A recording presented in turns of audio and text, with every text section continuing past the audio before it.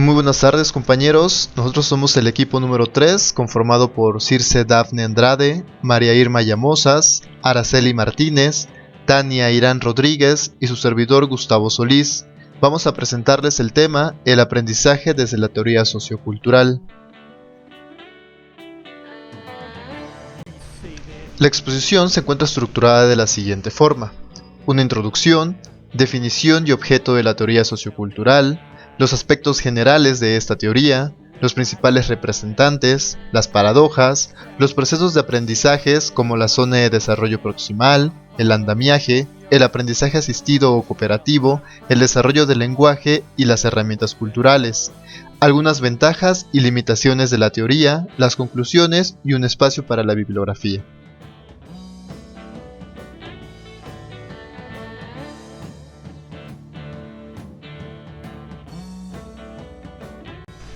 En esta ocasión abordaremos el aprendizaje desde la teoría sociocultural de acuerdo al soviético Lev Vygotsky, quien con sus aportaciones nos enseña las estrategias para intervenir en los procesos de aprendizaje desde la infancia. Su teoría sobre el desarrollo en los primeros años de vida se proyecta en la psicología de finales del siglo XIX. Su idea es la influencia determinante de lo social en el comportamiento, rechazando todos aquellos enfoques que se reducen al aprendizaje a una acumulación de reflejos o asociaciones entre estímulos y respuestas. Para él, el entorno social influye directa o indirectamente en la conducta y en el comportamiento de los individuos, es decir, el conocimiento no es un objeto que se pasa de uno a otro, sino que es algo que se construye por medio de operaciones y habilidades cognitivas que se inducen en la interacción social.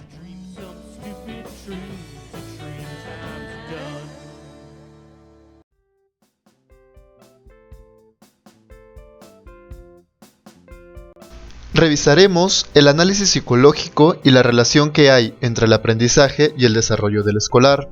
Comprenderemos cómo el proceso de aprendizaje es irremediablemente un proceso de maduración y cómo la mente es una entidad de capacidades independientes que logra un conjunto de capacidades específicas. Además, conoceremos qué es la zona de desarrollo próximo y reconoceremos al andamiaje, al lenguaje y al aprendizaje asistido como estrategias propias de esta teoría. Debemos entender que el paradigma sociocultural ha sido retomado en los últimos años por sus conceptos teórico-metodológicos cuyas aportaciones al terreno educativo se orientan a las estrategias para intervenir en los procesos de aprendizaje humano. La teoría sociocultural inicia con Vygotsky, enfatizando el papel de la cultura y la experiencia en la interacción social.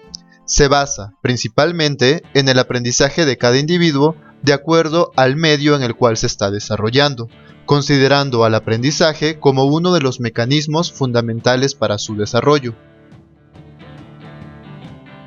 Esta teoría estudia la interrelación individuo-sociedad, para comprender de una manera más clara el comportamiento, los pensamientos, los sentimientos y las percepciones de una población que tienen como principal influencia el medio ambiente y el comportamiento de los individuos que comparten un mismo entorno. La teoría sociocultural sostiene que el desarrollo de maduración y el de aprendizaje interactúan entre sí, considerando el aprendizaje como un factor del desarrollo. La adquisición de aprendizaje se hará a través de la socialización del menor.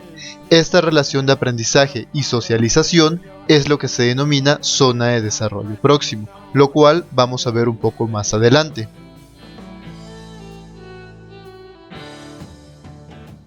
Las expectativas y los conocimientos previos del menor se transforman en estímulos informativos. Estos conocimientos previos los incorpora a su cultura como aprendizaje, por ejemplo, el lenguaje. La teoría sociocultural aporta en primera instancia que todo aprendizaje tiene su origen en un entorno social, que las habilidades mentales aparecen en la interacción con otras personas y con artefactos culturales.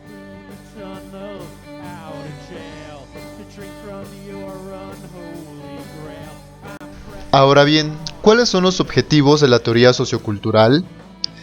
Uno es comprender los elementos que van definiendo el proceso de aprendizaje, comprender las herramientas culturales de aprendizajes como la zona de desarrollo proximal, el aprendizaje asistido o cooperativo, las herramientas culturales, el andamiaje y el lenguaje. así como comprender que la educación del menor empieza en casa, en su medio innato, comprender la relación que hay entre el aprendizaje y el desarrollo escolar y comprender cómo la mente es una entidad de capacidades independientes que logra un conjunto de capacidades específicas. Ahora revisaremos algunos aspectos generales de la teoría sociocultural. Esta teoría se centra principalmente en el análisis de la conciencia y se basa también en el aprendizaje sociocultural de cada individuo y por lo tanto en el medio en el cual se desarrolla. La interacción social se convierte en el motor de desarrollo y se refiere a cómo el ser humano ya trae consigo un código genético o línea natural del desarrollo, también llamado código cerrado, la cual está en función del aprendizaje desde el momento que el individuo interactúa con el medio ambiente. Asimismo, se entiende que el ser humano se constituye por una interacción con otros seres humanos. Enfatiza la participación activa de los niños con su ambiente, considerando el crecimiento cognoscitivo como un proceso colaborativo, y el desarrollo se origina a partir de las relaciones sociales y la cultura.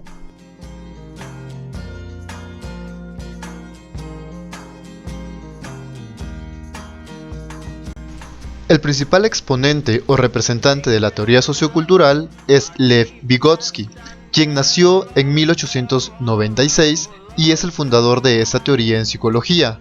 Su obra en esta disciplina se desarrolló entre los años de 1925 y 1934, fecha de su fallecimiento a los 38 años a causa de una enfermedad infecciosa. Vygotsky rechaza totalmente los enfoques que reducen la psicología y el aprendizaje a una simple acumulación de reflejos o asociaciones entre estímulos y respuestas. Él concibe que el conocimiento no es un objeto que pasa de uno a otro, sino que es algo que se construye por medio de operaciones y habilidades cognitivas que se inducen en la interacción social.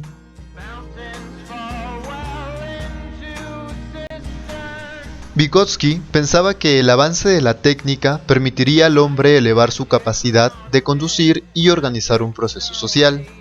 Sin embargo, se preguntaba quién conduce a quién, el jinete o el caballo, ya que al analizar este tema de la relación entre metodologías y técnicas se encontraba una paradoja, pues correspondía a una correlación entre ambos términos.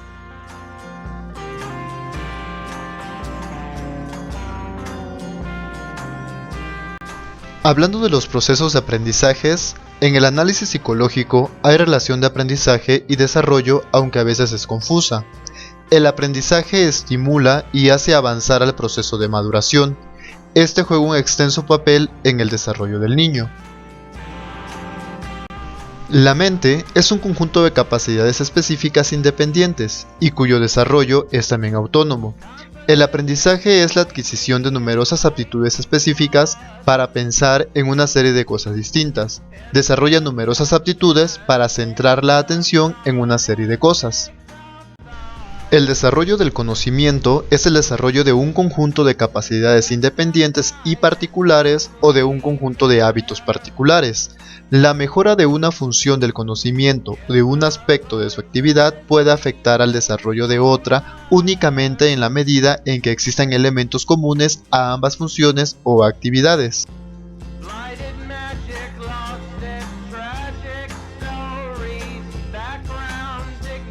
Ahora veamos la zona de desarrollo próximo. Este aprendizaje infantil empieza mucho antes de que el niño llegue a la escuela. Por ejemplo, los niños empiezan a estudiar aritmética en la escuela. Tiempo antes han tenido ya algunas experiencias con cantidades, con división, suma, resta. Los niños poseen su propia aritmética preescolar. En el periodo de sus primeras preguntas, el pequeño va asimilando los nombres de los distintos objetos de su entorno. El aprendizaje y el desarrollo están interrelacionados desde los primeros días de vida del niño. El aprendizaje escolar introduce algo fundamentalmente nuevo en el desarrollo del pequeño. En la imagen de abajo vemos cómo en un nivel real se encuentra el estudiante y el maestro separados por el andamiaje.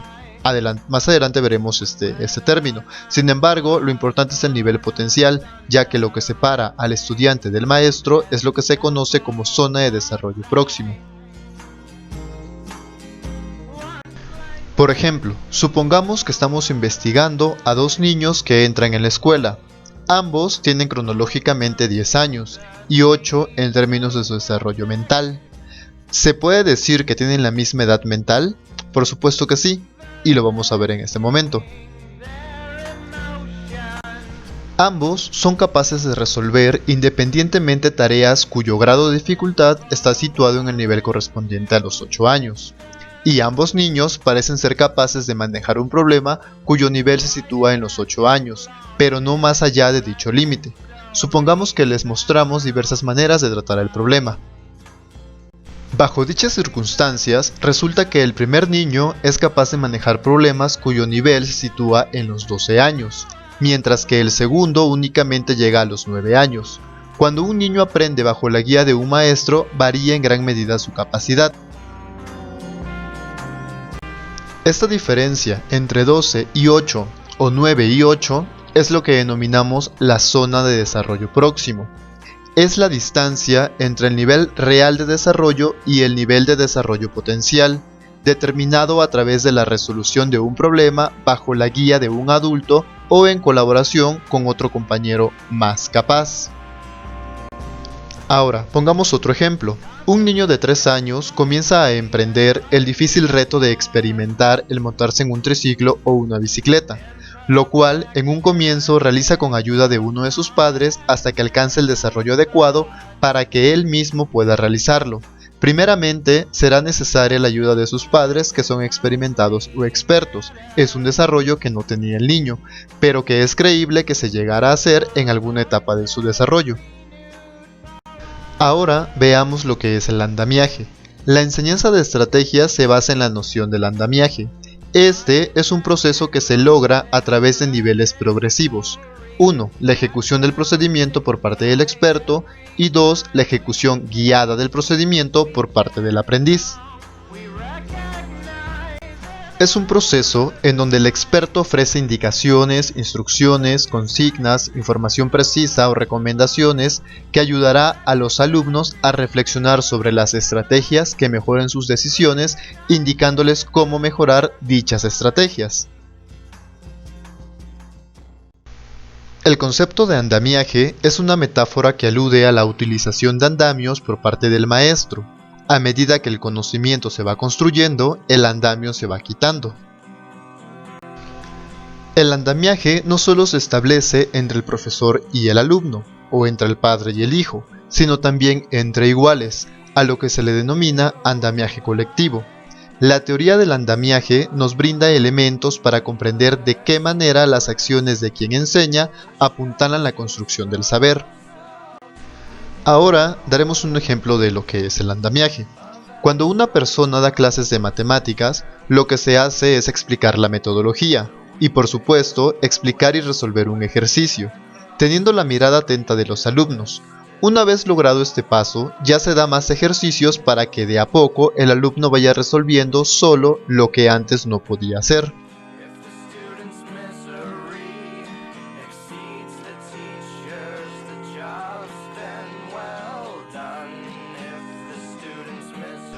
Ahora bien, hablemos sobre el aprendizaje asistido. El aprendizaje principia cuando el infante percibe las distintas figuras de su entorno. A la vez que su evolución biológica va madurando, también va asimilando conocimientos. Aquí hablamos acerca de lo que es la experiencia sensoriomotriz, en donde el estudiante, la persona, el niño, capta del medio ambiente, construye mapas conceptuales, posteriormente se basa en los sentidos de la vista, oído, olfato y gusto y genera sus impresiones que regulan su conducta. El aprendizaje asistido o cooperativo se adquiere a través de la experiencia de vida en común con personas adultas o niños mayores que enseñan conocimientos que el infante, a través de la imitación, aprende interiorizándolos.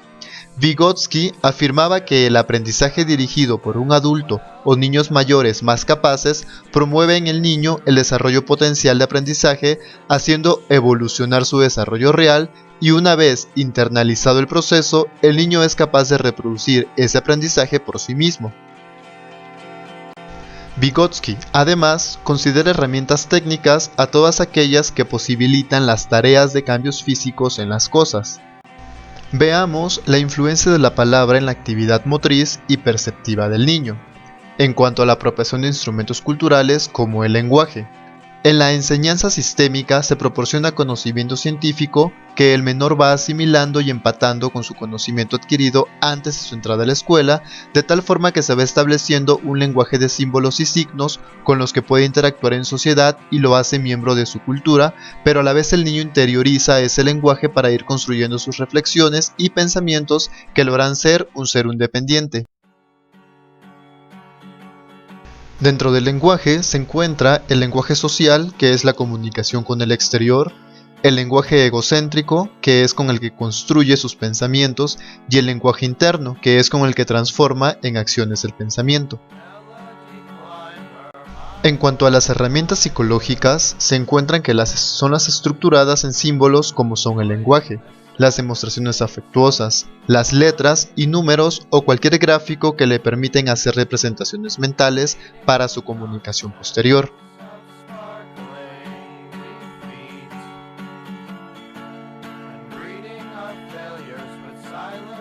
Dentro de las ventajas de la teoría sociocultural se encuentran las siguientes. El individuo no es la única variable, también lo es su historia personal, su clase social, sus oportunidades sociales y las herramientas que tenga a su disposición. El proceso de desarrollo cognitivo individual no es independiente o autónomo de los procesos socioculturales ni de los procesos educativos. La relación sujeto-objeto no es unidireccional, sino un triángulo entre sujeto, objeto y la herramienta. El sujeto reconstruye el medio sociocultural que lo rodea. El profesor es un agente cultural que enseña en el contexto de prácticas y medios. Y el aprendizaje va determinando el desarrollo del individuo y lo va adentrando en su contexto sociocultural previamente determinado. Dentro de las desventajas o limitantes que tiene esta teoría, es que el aprendizaje deja de ser un factor controlable y que puede existir vulnerabilidad al tipo de mundo sociocultural. Finalmente, entendemos que el entorno social influye directa o indirectamente en la conducta y comportamiento de los individuos. El conocimiento no es un objeto que se pasa de una persona a otra, sino que es algo que se construye por medio de operaciones y habilidades cognitivas que se inducen en la interacción social. La adquisición de aprendizaje se hará a través de la socialización y que la teoría sociocultural fue un gran avance en la comprensión del aprendizaje. Sin embargo, es necesario tomar en cuenta las otras teorías para generar una estrategia más completa.